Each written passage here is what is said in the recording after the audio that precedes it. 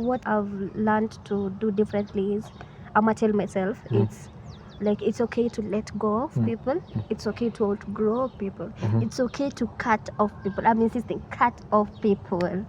By the way, Especially cut off that one. people. I'm telling you, it will lessen your burden. You know, sometimes we just carry people in our lives. Tunaogopa kuwa cut off because of this and this. We have friends.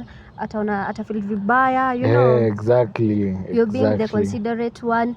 But be the considerate one if they are also considerate. Like we have to reciprocate energies.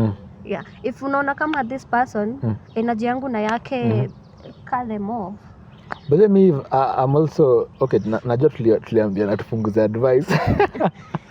But mtu kama akupay the same energy, it's actually okay kuacha, because the one curse that I think I have at the moment ni being socially aware is that I am reading energies. Okay, energies na kamchawi. Napenda ku read vibe. Yeah. The first moment I'm approaching you, ama we are getting to know each other, and then naona ni kama nimekuwa na kierere. And si kupenda kwangu is that mi niko nakwanga mse social saa zingine. Naona, but when I'm seeing it's like you're not interested. Una get? Yeah. Nasema acha ikae. Si lazima